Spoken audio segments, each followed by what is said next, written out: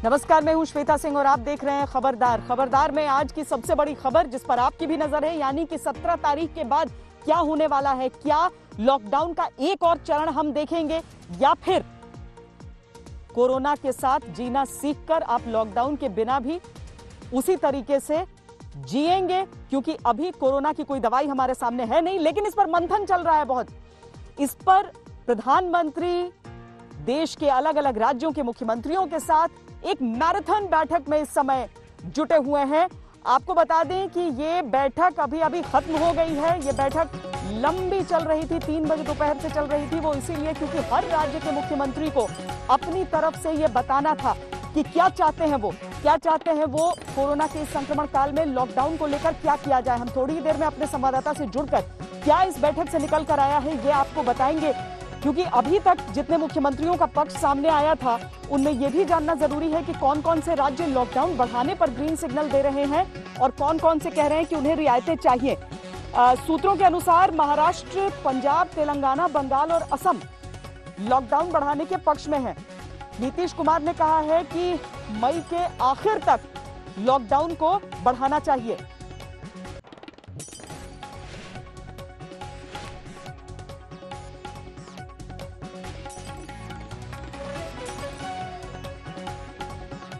नीतीश कुमार जो शुरू से ये कह रहे थे कि जो प्रवासी हैं उन्हें उसी की जगह पर रहने देना चाहिए, उन्होंने आज भी यही बात कही है कि ट्रेन चलाने का जो आइडिया था, यानी कि अलग अलग जो श्रमिक एक्सप्रेस, जो श्रमिक स्पेशल ट्रेनें शुरू की गई हैं, वो आइडिया गलत है। ये नीतीश कुमार की तरफ से कहा गया है। तो चंद ऐसे राज्य हैं जो चाहते हैं कि लॉकडाउन जो है उसे अभी राष्ट्रीय तौर पर ही आगे बढ़ाया जाए, क्योंकि एक राज्य से निकलकर दूसरे राज्य तक ये संक्रमण न फैलने पाए। राज्यों को अपनी सीमाओं के भीतर यह आज़ादी हो कि किस तरीके से वो संक्रमण को रोक सकें, उसकी रोकथाम कर सकें। लेकिन बाकी राज्यों का क्या कहना है, क्योंकि हम आपको 5 राज्यों की कुल दिखा रहे हैं बात कि किस तरीके से वो चाह रहे हैं कि अभी लॉकडाउन को आगे बढ़ाया जाए। और मोटे तौर पर ये वो राज्य हैं जहां पर संक्रमण बहुत अधिक तेज रफ्तार से बढ़ रहा है, जैसे कि महाराष्ट्र हो गया। महाराष्ट्र में देश में कोई पूरे देश में ऐसा कोई राज्य नहीं जो महाराष्ट्र की रफ्तार से जहां पर केसेस बढ़ रहे हों। तो जाहिर तौर पर उस राज्य की ये अपेक्षा है कि लॉकडाउन और आगे अभी कायम रहे। लेकिन क्या निकल कर इससे आएगा? हमारे साथ इस समय हमारे संवाददाता हिमांशु मिश्रा जुड़ रहे हैं और जानकारी के साथ। हिमांशु, क्या क्या सामने आ पाया है अभी तक?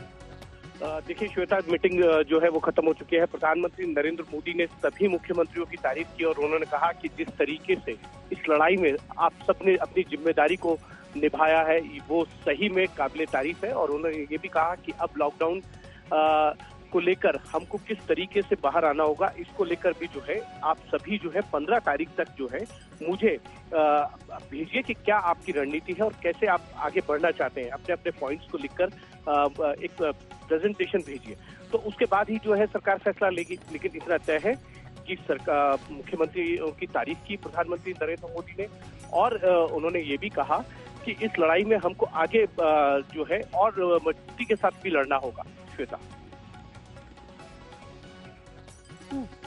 पर हिमांशु, ज्यादा राज्य इस पक्ष में दिखे कि लॉकडाउन बरकरार रहे राष्ट्रीय तौर पर, या फिर इस पक्ष में रहे कि राज्यों को अपना फैसला लेने दिया जाए?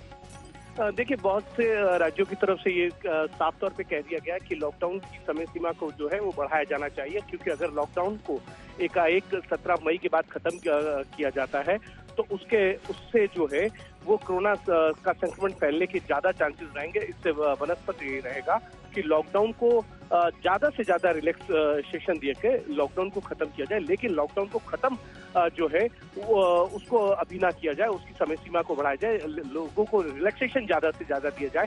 तो इसी को लेकर प्रधानमंत्री नरेंद्र मोदी ने सभी मुख्यमंत्रियों से कहा है कि वो 15 तारीख तक जो है अपनी सभी बातों को जो है वो मुझको भेजे। तो हिमांशु, जैसे पहला लॉकडाउन जब पहला ऐलान किया गया था तब एक तरह से था कि केंद्र ने उंगली पकड़कर राज्यों से कहा कि आपको सबको लॉकडाउन करना है। कुछ राज्यों ने तब तक किया था, लेकिन समूचे देश के लिए ये एक नई चीज थी। और आज हम समझें कि जब 3 लॉकडाउन के चरण पूरे होंगे तब केंद्र इस कोशिश में ज्यादा रहेगा, चूंकि जोन्स में पहले ही बांटा जा चुका है सभी राज्यों को, अलग अलग जिलों को। तो अब राज्य धीरे धीरे चरणबद्ध तरीके से उस दुनिया की तरफ बढ़ें जहां पर शायद हमें इस संक्रमण के साथ एहतियात से, सावधानी से जीना आ जाए। तो देखिए, बिल्कुल ये बात सही है कि कोविड के साथ साथ कैसे जीना है, इसको लेकर रणनीति बनानी होगी और इसी बात को लेकर प्रधानमंत्री नरेंद्र मोदी का फोकस भी रहा है। लेकिन सबसे बड़ी बात यह है कि जिस तरीके से लॉकडाउन 3 के अंदर रिलैक्सेशन दिया है, उसके बाद ये कह सकते हैं कि कुछ इंडस्ट्रीज, कुछ जनजीवन जो है वो थोड़ा बहुत सामान्य हुआ है। और अगर लॉकडाउन को फिर से बढ़ाया जाता है, चौथा लॉकडाउन जो है वो लगाया जाता है, तो उसमें और ज्यादा क्या रिलैक्सेशन दिया जाएगा, इसको लेकर श्वेता जो है वो रणनीति बनानी होगी। सबसे बड़ी बात यह है कि बहुत से राज्यों ने जो है वो विरोध किया है कि अभी यात्रियों के लिए जो है वो ट्रेनें ना ही चलाई जाए। उन्होंने कहा कि हवाई यात्राएं भी जो है वो शुरू नहीं की जानी चाहिए। अगर ऐसा होता है तो उससे जो है संक्रमण फैलने के ज्यादा चांसेस हैं। तो ये एक बड़ा विरोध जो है बहुत से राज्यों ने किया। साथ ही साथ कई राज्य ये चाहते हैं कि लॉकडाउन की समय सीमा को बढ़ाया जाए, जिसमें महाराष्ट्र है, तेलंगाना है, पंजाब है और दिल्ली है।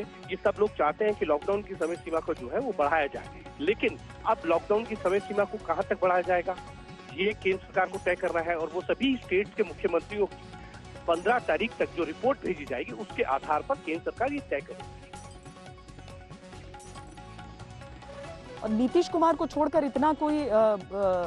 इतनी आक्रामकता से किसी ने ये बात रखी कि ट्रेनों को नहीं चलाना चाहिए था, या श्रमिक ट्रेनों के पक्ष में बाकी सब रहे?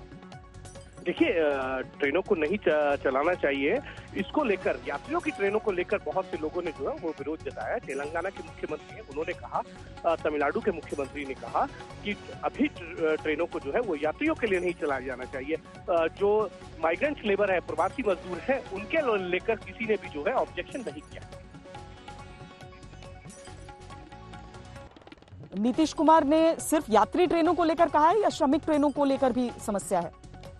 देखिए, यात्री ट्रेनों को लेकर सबको समस्या है और वो ये चाहते हैं कि यात्री ट्रेनों को अभी फिलहाल जो है वो नहीं चलाया जाना चाहिए, क्योंकि अगर ऐसा होता है तो उनको एक राज्य से दूसरे राज्य में अगर वो जाएंगे तो उनको क्वारंटाइन करने के लिए बहुत ज्यादा जो है ये कह सकते हैं कि मेडिकल इक्विपमेंट की जरूरत होगी, बहुत सी जगहों की जरूरत होगी और बहुत से केयर टेकर, जो हॉस्पिटल के केयर टेकर होते हैं, उनकी जरूरत होगी। तो ऐसे में सब राज्य इस चीज से बचना चाहते हैं कि उनको जो है यात्री ट्रेनों को चलाया जाए और फ्लाइट्स को चलाया जाए, डोमेस्टिक फ्लाइट्स को। तो इसको लेकर सभी राज्य जो है एहतियात बरतना चाहते हैं और उनका कहना है कि अर्थव्यवस्था को पटरी पर लाने के लिए हमें अगर लॉकडाउन को बढ़ाना है तो उसमें कुछ रिलैक्सेशन देना होगा।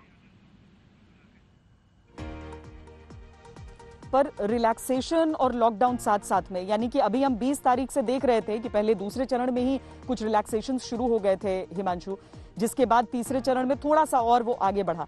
लेकिन इस पूरी चर्चा में आपको जान पर चर्चा ज्यादा हावी लगी या जहान पर चर्चा? जान और जहान दोनों को लेकर चर्चा थी, लेकिन अब जो है जहान के ऊपर जो है ज्यादा फोकस है, क्योंकि कोविड-19 के साथ लोगों को कैसे बढ़ना है, अर्थव्यवस्था को पटरी पर लाना है, जनजीवन को सामान्य बनाना होगा कोविड-19 के संक्रमण को ध्यान में रखते हुए, और सोशल डिस्टेंसिंग को फॉलो करना होगा। तमाम तरीके की जो गाइडलाइन है होम मिनिस्ट्री की तरफ से जारी की गई है उसको फॉलो अगर किया जाएगा तो सरकार का भी ये मानना है कि जिस तरीके से अभी तक पूरे विश्व के अंदर अगर देखें कोरोना का संक्रमण जिस तरीके से फैला, भारत उसको रोकने में बहुत अधिक सफल हुआ है।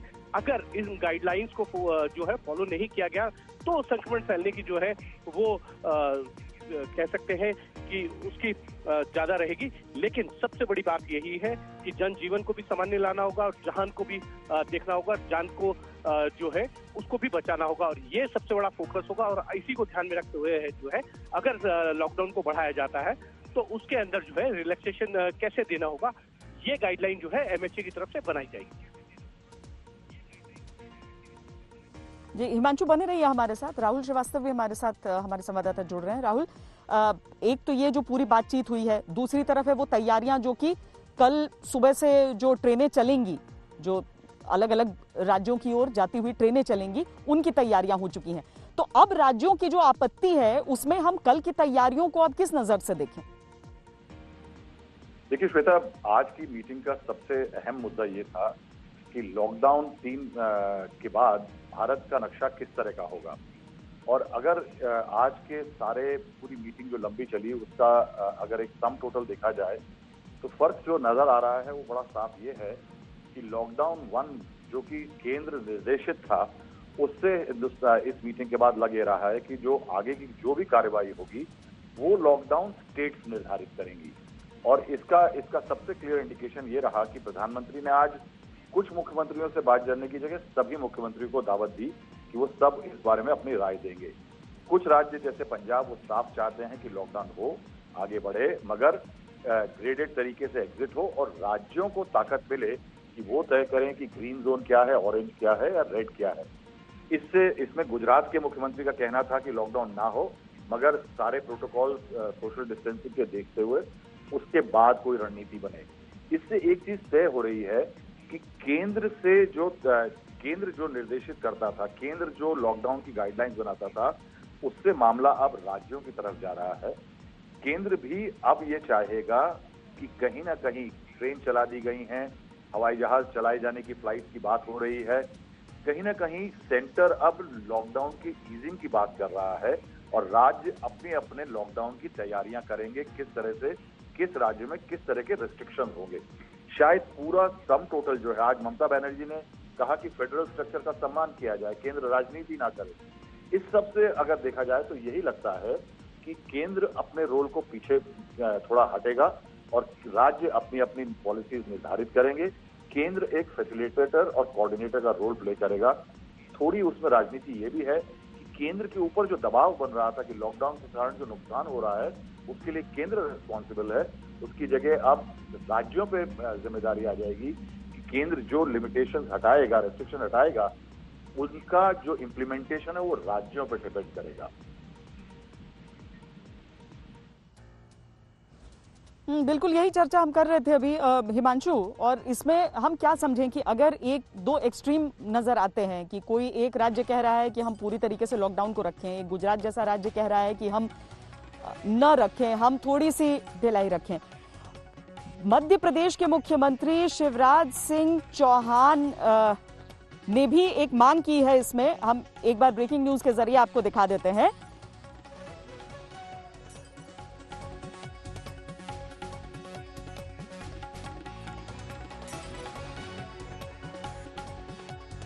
कि जो लॉकडाउन है वो केवल रेड जोन कंटेनमेंट एरिया में ये लॉकडाउन का पूरा असर रहे, बाकी इलाकों में उस तरीके से नहीं देखने को मिले। ये हिमांशु बड़ी पसोपेश की स्थिति हो जा रही है सरकार के लिए कि किस तरीके से, क्योंकि कुछ राज्य चाहेंगे कि लोग आए न आए, कुछ राज्य चाह रहे हैं कि आर्थिक आजादी दे दी जाए कि जो अर्थव्यवस्था है उसका पहिया पूरी तरीके से घूम जाए, कुछ राज्य चाह रहे हैं नहीं अभी इतनी ही कड़ाई से लागू करना है। तो फिर विकल्प क्या बचता है? अगर हम ये भी समझे, आप जैसे कह रहे हैं कि 15 तारीख तक सभी राज्यों को लौटकर वापस अपने सारे प्रस्ताव देने हैं, तो हम इसमें समझें क्या बीच का रास्ता, या जो राज्यों को मंजूर हो अपनी सरहदों के भीतर उस तरह का ही व्यवहार रहे?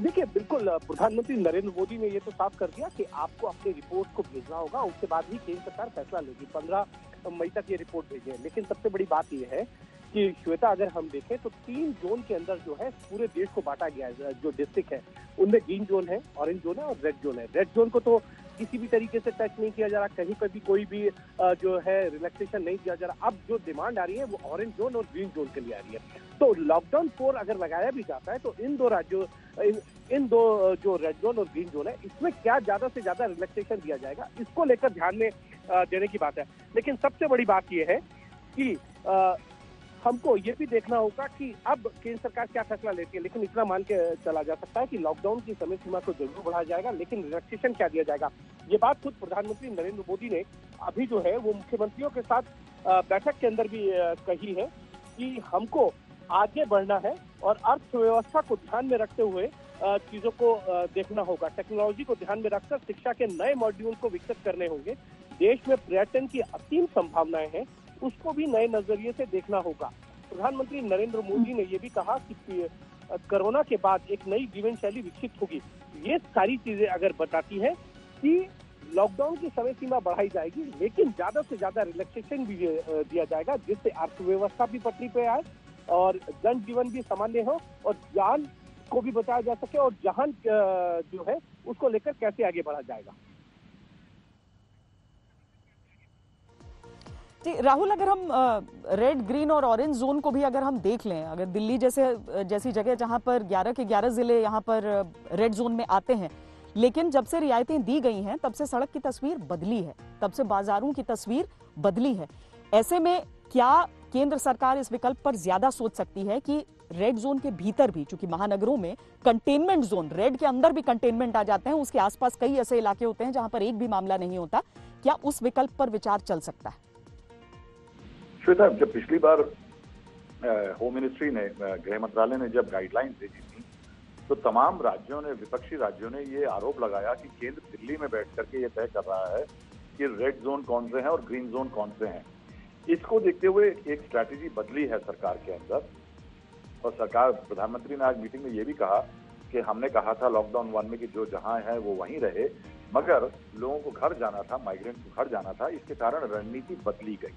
यानी रणनीति बदली गई एक बहुत अहम लाइन है, और इसको देखते हुए ये बात तय है कि प्रधानमंत्री ये जानते हैं कि पिछले कुछ दिनों में जो रिस्ट्रिक्शंस कम किए गए थे, उसके बावजूद स्थिति बदली है। दफ्तर थोड़े खुले हैं, दुकानें खुली हैं, लेकिन जो इकोनॉमी को पटरी पे लाने के लिए इकोनॉमिक रिवाइवल की बात थी कि इंडस्ट्रीज और बिजनेसेस दोबारा काम करने लगेंगे, वो नहीं हो पाया। क्यों? क्योंकि उसमें तमाम राज्यों ने कहा कि एक तो लेबर की कमी है, दूसरी सप्लाई चेन में खामियां हैं। उसको दूर करने के लिए कहीं ना कहीं रिस्ट्रिक्शंस को हटाना जरूरी है। और अगर देश की पिक्चर देखें तो आज की तारीख में करीब 603 जिले ऐसे हैं 773 में जो कि ग्रीन या ऑरेंज में हैं। 216 ऐसे डिस्ट्रिक्ट हैं जहां पे मई 8 तक एक भी केस नहीं आया था। तो इन जिलों को देखते हुए अगर पिक्चर आकी जाए तो कहीं ना कहीं केंद्र का इंटरेस्ट होगा कि इकोनॉमिक एक्टिविटी चालू हो। तो उसकी तरफ से हमको लग रहा है कि अगले आने वाले दिनों में रिस्ट्रिक्शंस कम किए जाएंगे और राज्यों पे निर्धारित किया जाएगा कि वो तय करें कि कौन सी जगह पे कितनी सख्ती बरतनी है और कितनी जगह पे छूट देनी है। ट्रेन चल रही है, विचार हो रहा है। विकल्प सबसे बेहतर भी लग रहा है, क्योंकि शुरुआत जैसे कि हमने कहा कि केंद्र ने उंगली पकड़ के सभी राज्यों से करवाया, लेकिन अब राज्यों को समझ में आ रहा है कि किस तरीके से, किस राज्य में बेहतर तरीके से कंट्रोल हो सकता है। प्रधानमंत्री नरेंद्र मोदी ने इस बैठक को खत्म होने के बाद यही कहा है कि आपके उत्साह को देखते हुए, उसके बूते हम कोरोना को हराएंगे। उन्होंने यही उम्मीद जताई आज। दरअसल कुछ ऐसे लम्हे भी इस पूरी बैठक के दौरान आए जिसमें जैसे बंगाल जैसे राज्य की तरफ से ये कहा गया कि केंद्र ज्यादा दखल न दे, लेकिन इसके बावजूद बहुत जरूरी है कि इस पूरी लड़ाई में सब साथ रहें। तो प्रधानमंत्री ने संदेश यही दिया है। शुरुआत में भी उन्होंने सभी राज्यों की तारीफ की थी जिस तरीके से कोरोना से लड़ाई चल रही थी, और इस बैठक के खत्म होने के बाद प्रधानमंत्री ने कहा है कि ये जोश देखते हुए, इस जोश, इस उत्साह को देखते हुए, इसके बूते हम कोरोना को जरूर हराएंगे। और उन्होंने साथ में ये भी कहा है कि जो आर्थिक गतिविधियां हैं उन्हें बढ़ाने में पर विचार किया जा रहा है, क्योंकि आर्थिक गतिविधियों को लेकर सबके मन में चिंता रहती है कि कितने दिन तक आप लॉकडाउन के दौरान आप तैयारियां कर रहे हैं एक बीमारी से लड़ने के लिए, आप चिकित्सा की सुविधाएं बढ़ा रहे हैं, लेकिन उस जो आर्थिक एक्टिविटीज हैं उन सबको आखिर कब तक बंद रखा जा सकता है, ये सवाल सबके मन में उठ रहा था। कई लोग ऐसे रहे जिनका रोजगार चला गया, कई लोग ऐसे रहे जिन्हें तनख्वाह नहीं मिल पाई, तो उनका क्या, किस तरीके से आर्थिक गतिविधियों को शुरू किया जा सकता है। और ये भी हिमांशु एक चरणबद्ध तरीके से ही होगा, ये तो शुरुआत से ही तय था, लेकिन अब हम समझें कि जो चौथा संस्करण अगर इसका होगा भी लॉकडाउन का, अगर ये राष्ट्रव्यापी भी इसका ऐलान किया जाता है, तो अब अर्थव्यवस्था की पूरी देखभाल की जाएगी और उसे वापस पटरी पर लौटाने की कवायद भी दिखेगी। देखिए, बिल्कुल प्रधानमंत्री नरेंद्र मोदी ने ये साफ कर दिया कि अर्थव्यवस्था को कैसे पटरी पर लाया जाए, इसकी ओर भी ध्यान देना होगा, और किस तरीके से जो है आर्थिक क्षेत्रों को खोला जाए, इसको लेकर भी राज्य सरकारों को सोचना होगा, और उसको लेकर प्रधानमंत्री कार्यालय के अंदर अपने ये कह सकते हैं कि उनको अपनी रिपोर्ट भेजनी है, और उसके बाद केंद्र सरकार तय करेगी कि किस तरीके से आर्थिक क्षेत्र को जो है वो खोला जाए। लेकिन सबसे बड़ी बात ये है कि अगर देखा जाए तो रेड जोन को जो है वो तो ये मान के चला जा सकता है कि वहां बहुत ज्यादा रिलैक्सेशन नहीं मिलने वाला है।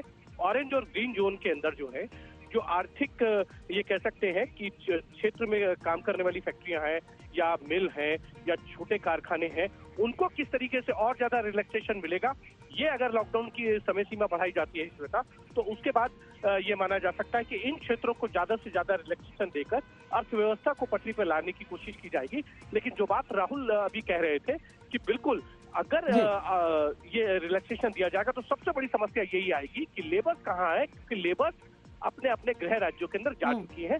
ऐसे में लेबर की समस्या बहुत बड़ी जो है वो सामने आएगी और उसको देखकर क्या आगे की रणनीति होगी राज्य सरकारों की और केंद्र सरकार की, ये देखने वाला बड़ा सवाल है। क्योंकि जो नहीं, वाकई पेचीदा स्थिति तो है, क्योंकि जो प्रवासी मजदूर थे वो सब निकले अपने घरों की तरफ। अब उसमें एक बहुत बड़ी संख्या है जो पहुंच चुकी है उन गांवों तक, बहुत बड़ी संख्या है जो इस समय सड़कों पर है, जो बस किसी भी कीमत पर जाना चाहते हैं वापस।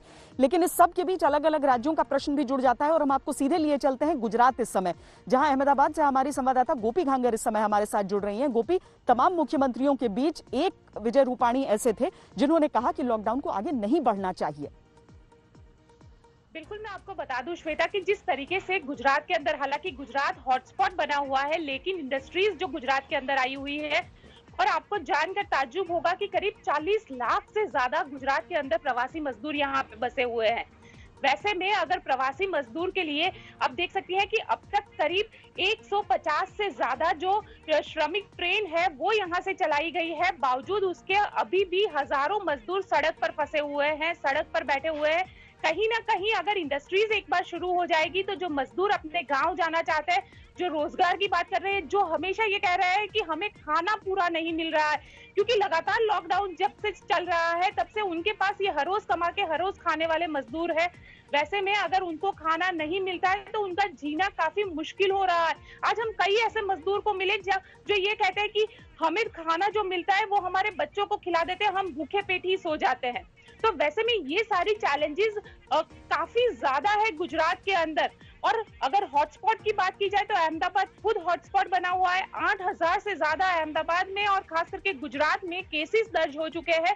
तो वैसे में सबसे बड़ी चुनौती जो है, क्योंकि हमेशा मजदूर जो है वो सड़क पे उतर रहे हैं, ये कह रहे हैं कि हमें खाना दीजिए, हम कोरोना से नहीं, हम भूख से मर जाएंगे। तो ये सारी चीजें भी देखने के लिए प्रशासन के लिए वाकई गोपी ऐसी ही तस्वीर हर जगह देखने को मिल रही है।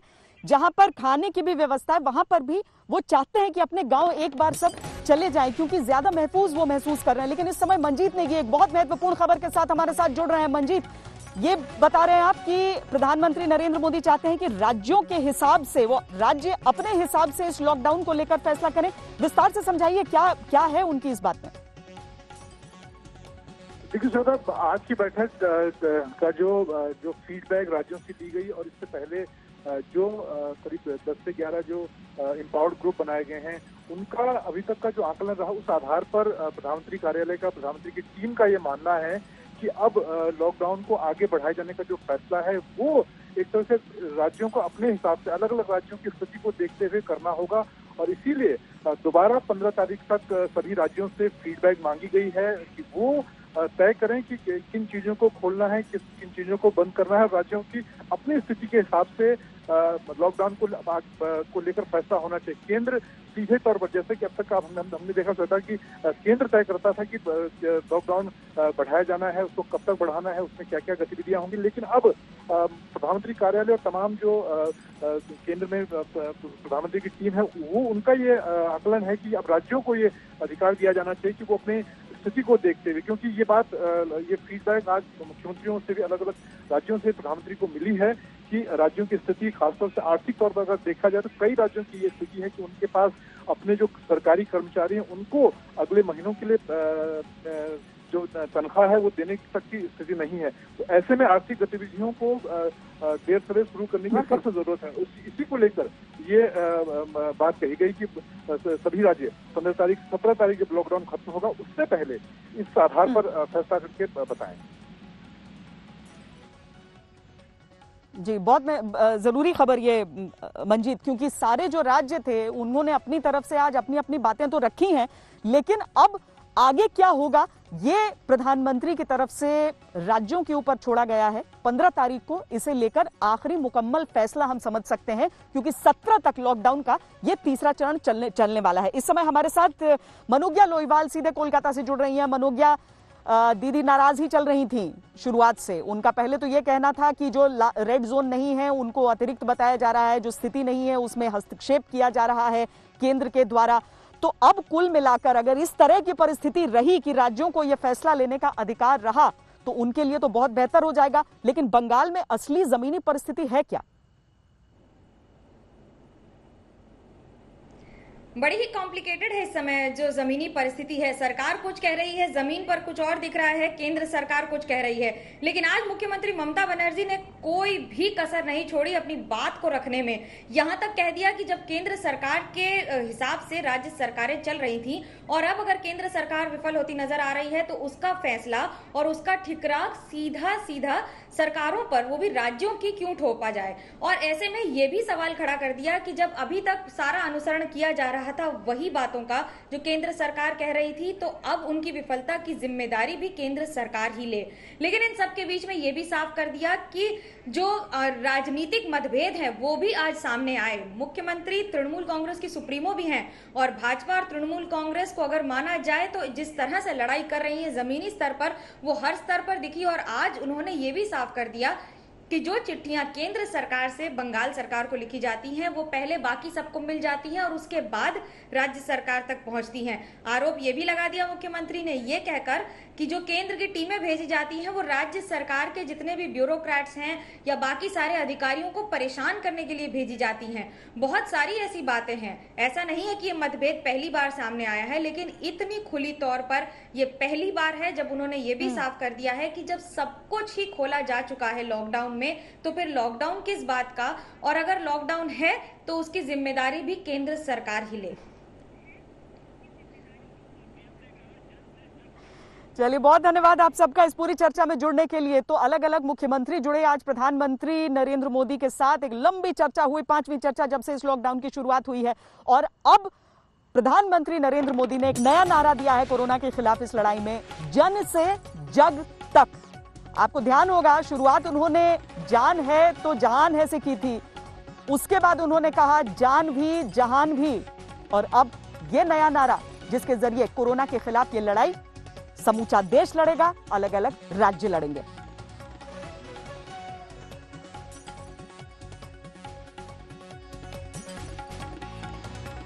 तो ये लंबी बैठक चली जिसका लबोलुआब ये निकलकर हमारे सामने आ रहा है कि राज्यों को 15 तारीख तक अपना ये एक तरह से सारा निर्णय लेना है, बताना है कि क्या क्या वो चाहते हैं। और उन्होंने ये भी कहा कि विश्व युद्ध की तरह कोरोना का जब ये संकट काल खत्म होगा, तब जैसे विश्व युद्ध के बाद पूरी दुनिया बदली थी, वैसे ही कोरोना के बाद ये पूरी दुनिया बदल जाएगी। मुख्यमंत्रियों के साथ ये बैठक पूरी हो चुकी है और उस बैठक में से जो कुछ निकल कर आया है वो यही है कि अब 15 तारीख का इंतजार करना होगा, राज्य क्या फैसला लेते हैं। हालांकि अपनी तरफ से उन्होंने तमाम बातें कही हैं, लेकिन अब वो 15 तारीख तक ये बताएंगे कि किस तरीके से वो अब इस लॉकडाउन में आगे बढ़ना चाहते हैं। केंद्र की तरफ से कोशिश यही है कि अब राज्यों को अपने स्तर पर यह फैसला लेना चाहिए, क्योंकि अलग अलग जोन्स में जिस तरीके से कोरोना का जो संक्रमण है वो बढ़ रहा है, किस तरीके से ग्रीन जोन्स कुछ कम हो रहे हैं, ऑरेंज जोन्स में तब्दील हो रहे हैं, संक्रमण का आंकड़ा बाकी इलाकों में फैल रहा है, इसे लेकर अब जो जमीनी स्तर पर, राज्य के स्तर पर सबको फैसला करना पड़ेगा।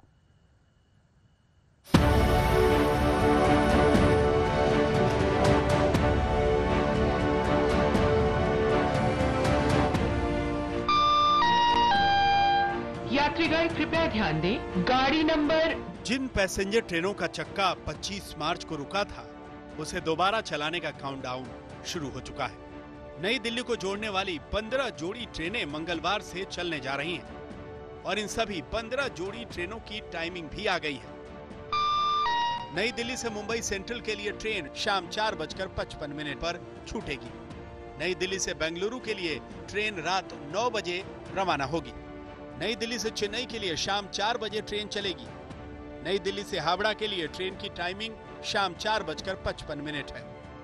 लॉकडाउन की घोषणा जब पहली बार की गई थी तो इतने अचानक की गई थी कि जो जहां था वहीं पर फंस गया था। श्रमिक स्पेशल ट्रेनों को चलाया गया ताकि जो दिहाड़ी मजदूर हैं या फिर ऐसे वर्ग के लोग जो किस तरीके से जिए उन्हें समझ नहीं आ रहा था, जो अपने घरों की ओर निकलना चाहते थे, वो सारे लोग अपने अपने घरों की ओर जा सकें। लेकिन अब ये भी जरूरत साथ साथ में महसूस हुई कि कई और ऐसे लोग हैं जो अपने घरों की तरफ जाना चाहते हैं, लेकिन इस कारण कि एक राज्य से दूसरे राज्य तक आप जा नहीं सकते हैं, वो जा नहीं पा रहे हैं। इसीलिए अब इन स्पेशल ट्रेनों की व्यवस्था की जा रही है।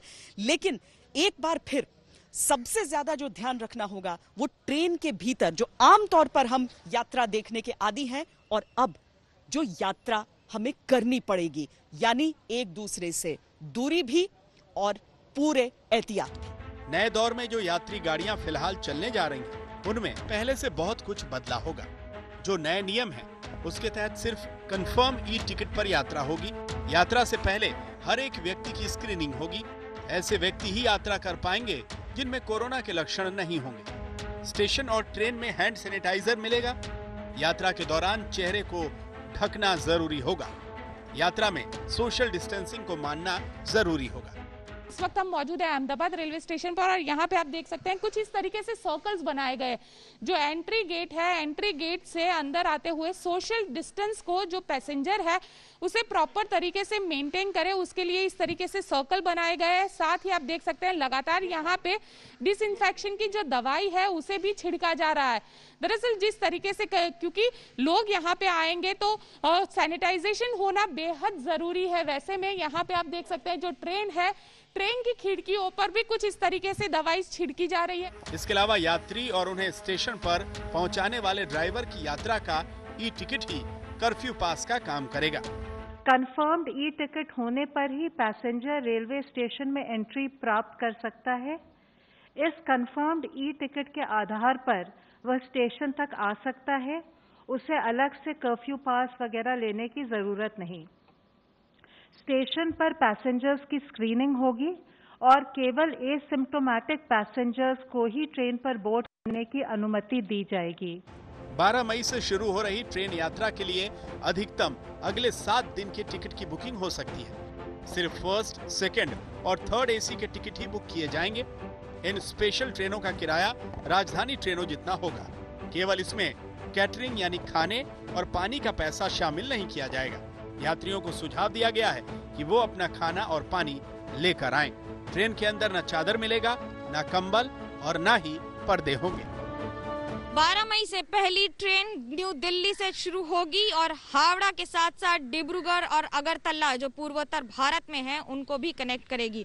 ये पहला मौका है जब पैसेंजर ट्रेन शुरू होगी और यात्रियों को लेकर टिकट के साथ सफर करेगी। लेकिन वहीं ये भी ध्यान में रखने वाली बात है कि जो भी यात्री ट्रेन में चढ़ेगा उसे पहले स्क्रीनिंग करवाई जाएगी, बॉडी टेम्परेचर टेस्टिंग या बाकी सारे टेस्ट जो बेसिक होते हैं वो भी करवाए जाए। रेलवे जो भारत की लाइफलाइन रही है, उसके चलने का इंतजार कैसा है, इसकी बानगी बुकिंग शुरू होने के साथ मिल गई। सोमवार शाम 4 बजे जब बुकिंग शुरू हुई तो IRCTC की वेबसाइट हैंग कर गई और फिर टिकटों की बुकिंग ठप पड़ गई। इसके बाद रेल मंत्रालय की ओर से कहा गया कि स्पेशल ट्रेनों से जुड़ा डेटा IRCTC की वेबसाइट पर डाला जा रहा है। ट्रेन टिकट की बुकिंग कुछ देर में संभव होगी, थोड़ा इंतजार करें, असुविधा के लिए खेद है। बाद में शाम 6 बजे से बुकिंग शुरू हुई, लेकिन वेबसाइटों के धीमे चलने की रिपोर्ट है। तो नहीं, इसमें तो देखो हम तो फेस करना पड़ेगा। इतना दिन के बाद हम चालू कर रहे हैं, टेक्निकल प्रॉब्लम रहेगा, लाइन का प्रॉब्लम रहेगा, वो करके हम जो भी इसमें प्रयाण करने वाला लोग है उनका टिकट रिजर्वेशन कंफर्म होने के बाद ही प्रयाण कर सकते हैं। कोई भी जाकर ट्रेन में पहले जैसा ठहरने का सवाल ही नहीं है। इधर पैसेंजर ट्रेन चल रही हैं, तो उधर श्रमिक स्पेशल ट्रेनों से अब तक लाखों मजदूर अपने राज्यों तक पहुंच गए हैं। अगले कुछ हफ्तों तक श्रमिक स्पेशल ट्रेनें चलनी हैं। हालांकि अभी भी तमाम मजदूर पैदल ही निकल रहे हैं, इसीलिए गृह मंत्रालय को राज्यों को चिट्ठी लिखनी पड़ी है, जिसमें कहा गया है कि राज्य सुनिश्चित करें कि कोई भी प्रवासी सड़क और रेलवे ट्रैक के रास्ते पैदल ना चले। जरूरी हो तो उनके लिए बसों का इंतजाम हो और उन्हें राहत कैंपों में रखा जाए।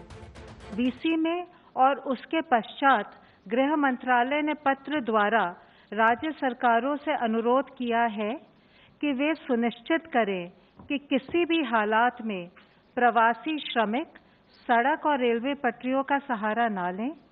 यदि ये सड़क या रेलवे पटरियों पर पैदल यात्रा करते हुए पाए जाते हैं तो उनके लिए बस या ट्रेन द्वारा यात्रा की व्यवस्था करने की चेष्टा की जाए। तब तक उनकी नजदीकी शेल्टर होम में रहने की और उनके लिए भोजन पानी की व्यवस्था की जाए। लॉकडाउन में मजदूरों की समस्या सबसे बड़ी बनकर आई है, इसीलिए अब केंद्र से लेकर राज्य तक उसके लिए विशेष इंतजामों की बात कर रहे हैं। दिल्ली से श्वेता सिंह, आशुतोष और हैदराबाद से आशीष पांडे के साथ आज तक ब्यूरो। हम आपको जल्दी से ये भी दिखाते हैं कि 3 जोन्स में बांटा तो गया देश के अलग अलग जिलों को, लेकिन इस समय क्या परिस्थिति है, क्या ग्रीन किस तरीके से ऑरेंज में तब्दील हो रहा है। 1 मई को 130 हॉटस्पॉट थे, 284 ऑरेंज जोन, 319 ग्रीन जोन, लेकिन 10 मई को ऑरेंज जोन्स की संख्या 284 से 418 हो गई। ग्रीन जोन्स जिनमें एक भी केस नहीं था, उनकी संख्या 319 से घटकर 179 रह गई। सीधा सा मतलब कि अब कोरोना के मामले वहां से भी आ रहे हैं जहां पर अभी तक एक भी मामला नहीं था।